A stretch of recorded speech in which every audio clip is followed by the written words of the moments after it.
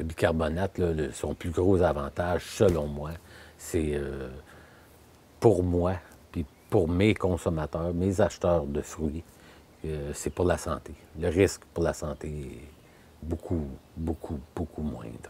La tavelure représente un gros pourcentage, là, une majorité de nos traitements. C'est là-dessus qu'il faut travailler là, pour diminuer le plus possible l'application.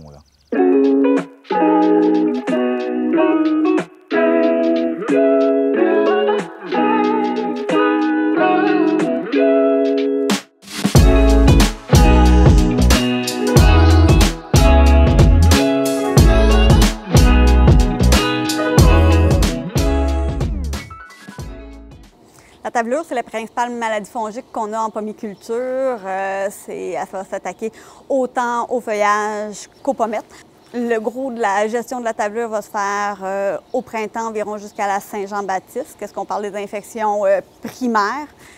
Donc, pour la gérer, la façon la plus classique qu'on utilisait, ça reste avec des protectants. Donc, avant les pluies, on applique un traitement pour empêcher après ça le champignon de s'installer. Fait qu'on est très garant des prévisions météo. C'est toujours un défi, la tavelure.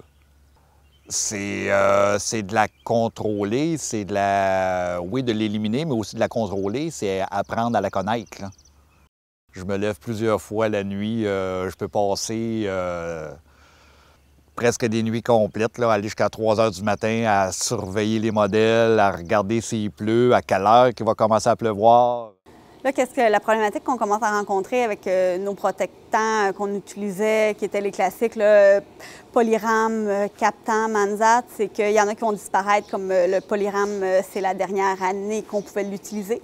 Le Captan, c'est les nouvelles restrictions qui nous arrivent en fonction de la dimension des arbres. Et le Manzat, il va avoir des délais de réentrée au champ qui vont être allongés, de même que les délais avant récolte qui vont devenir aussi très longs. Ça va être en vigueur à partir de novembre 2022. Les autres outils qui vont nous rester dans le coffre, c'est tout ce qui est systémique. Le problème avec ces produits-là, c'est souvent la gestion du développement de la résistance et un coût pour le pomiculteur qui va devenir aussi plus élevé. Donc, pour les indices de risque, avec le B2K seul, l'avantage est énorme, autant santé qu'environnement. C'est sûr que quand on ajoute le soufre, on perd un peu côté environnement. Côté environnemental, ça devient un peu similaire au Polyram, mais le Polyram disparaît de toute façon. Côté santé humaine, il y a un gros avantage, même avec le soufre, lorsqu'il est ajouté. Le bicarbonate de potassium, c'est un sel simple. C'est un sel qui se dissout facilement dans l'eau. Une fois dans l'eau, le pH devient alcalin, à peu près 8,4. Et il y a une action fongicide bien connue pour plusieurs champignons. C'est très similaire à de la petite vache. Le bicarbonate de potassium, ce n'est pas du bicarbonate de sodium, mais c'est similaire. On ne peut pas l'appliquer avant les pluies parce qu'il se lessive très rapidement. Alors, c'est très soluble, ça part avec la pluie très rapidement.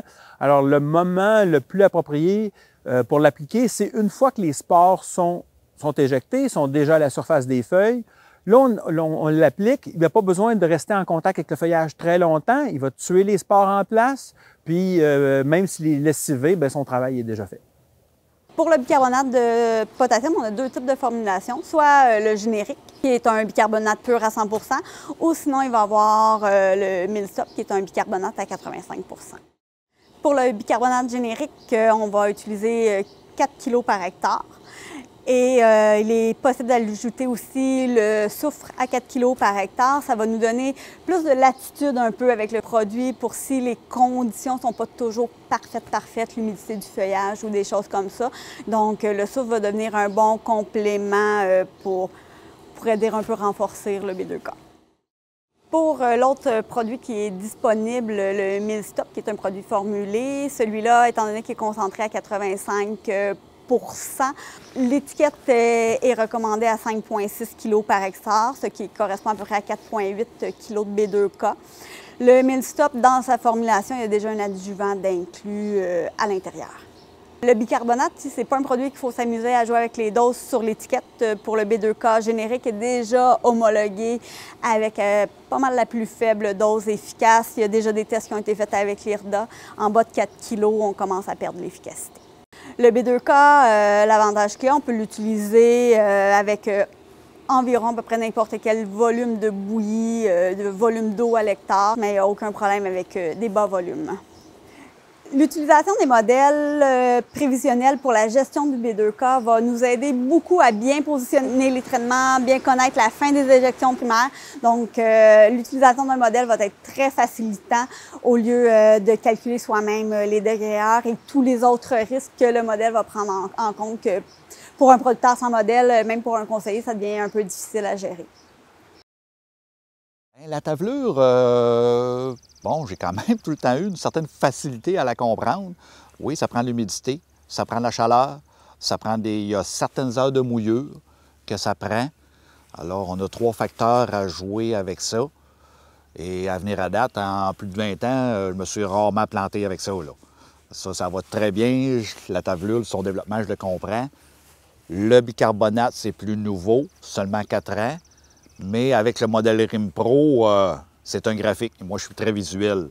Donc, c'est très, très facile à comprendre, là. Comme là, présentement, la pluie vient de commencer, donc on va regarder les modèles RIM Pro pour savoir la période d'éjection de sport. Possiblement vers 8 heures ce soir, entre 8 heures et 21 heures, on regarde aussi les vents. On va pouvoir commencer notre application B2K et grâce au modèle aussi, on va pouvoir voir l'heure de fin possible du traitement maximal. Donc, pour le B2K, il faut avoir terminé mélange B2K souffle environ 250 degrés heure après le début des infections. Donc, sur le graphique RIM Pro, ça représente graphiquement, c'est plus facile à visualiser, c'est la jonction de la ligne rouge, la ligne des infections sur RIM Pro avec la descente du nuage blanc, le point d'intersection de ces lignes-là, notre heure limite pour avoir terminé le traitement. Donc, c'est vraiment, il faut que l'arrosoir soit revenu, le traitement terminé. J'ai déjà traité sous la pluie, en traitement en stop, qu'on appelle, une pluie relativement soutenue. Il pouvait tomber 2-3 mm à l'heure. J'avais pas le choix. J'étais rendu à la limite de mes degrés heure. Si je le faisais pas, il fallait que j'attende presque 12 heures jusqu'au lendemain. Il aurait été trop tard. Je l'ai fait sous la pluie.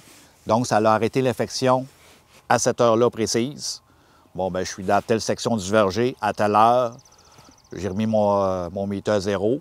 Alors, je suis rendu beaucoup plus loin dans le verger, 4h30 plus tard. Cette section-là, je l'ai faite à telle heure. Donc, mon autre traitement au bicarbonate, 16 heures plus tard, j'ai recommencé aux mêmes endroits pour recouvrir la suite de l'infection. Alors, le bicarbonate de potassium, ce n'est pas le fongicide le plus efficace sur Terre. Les fongicides classiques, les fongicides de synthèse sont tous plus efficaces que le bicarbonate de potassium. Mais ça, c'est pas grave. Quand on a plus qu'un outil dans son coffre à outils, on peut utiliser le bicarbonate à bon escient. Alors, on n'a pas toujours besoin du fongicide le plus efficace. Le bicarbonate va avoir un effet qui est tout à fait suffisant lorsque la pression de maladie est plus faible, lorsqu'on a réduit l'inoculum, par exemple, avec un broyeur, lorsque la logistique, c'est-à-dire qu'on est capable d'intervenir au bon moment. Si on est capable d'intervenir dans les heures suivant le début de l'infection, le bicarbonate suffit largement. On peut tout faire les traitements avec le bicarbonate, mais il y a certaines conditions, il y a certains moments que la fenêtre d'application est trop courte pour la grandeur du verger qu'on a. Il faudrait avoir comme 3 traiteurs pour faire l'application en dedans de 2h30. Mais ça dépend des journées. Des fois, on a 8 heures pour le faire, le traitement. Fait que certains traitements, oui, certains traitements, non. Il faut y aller avec un protectant avant la pluie. Mais ça représente quoi, 25 des applications à peu près, ça, ces circonstances-là. C'est la 4e année que je l'utilise, oui. Au début, bon, peut-être 3 ou 4 traitements durant le premier printemps. Après ça, j'ai appris à connaître mieux aussi son efficacité, à partir de quand il fallait l'appliquer. les conditions. Deuxième année, j'avais monté à presque les 3/4 de mes applications de fongicides en bicarbonate. Et à la troisième année, bien, c'est 2020, ça a été sec comme ça se peut pas. On n'avait comme jamais vu ça. Là, Fait que là, j'en ai fait moins, mais quand même, ça représentait 50 de mes applications totales. Là.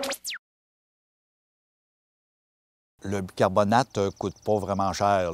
C'est plus le temps et le temps de la machinerie, le de la machinerie, quand on le calcule comme il faut. Finalement, on a ça. Mais par contre, combien de fois qu'on traite en protection avec un protectant et finalement, il ne pleut pas ou très peu et ça sèche rapidement après la pluie. Donc, le traitement a été comme complètement gaspillé. Alors, si on regarde, ça arrive comme 2 fois par année minimum. Là. Alors, ces 2 fois-là sont sauvés. Quand même qu'on ferait 1 fois de plus au bicarbonate, on rentre dans notre argent quand même. Là. Le problème principal du bicarbonate de potassium, c'est que ça ne tient pas sur le feuillage. Une toute petite pluie va lessiver ce produit-là. Il n'y a aucune rémanence. Donc, il faut l'appliquer une fois que les spores sont en place. Si on l'applique trop tôt, le produit va être parti avant d'avoir pu agir sur les spores. Si on l'applique trop tard, le champignon est déjà bien en place sous la cuticule des feuilles, puis il ne sera pas atteint par le bicarbonate.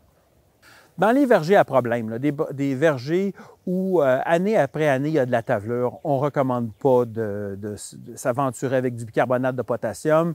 Il faut régler les problèmes à la base, des problèmes soit de pulvérisateur ou de compréhension de la maladie.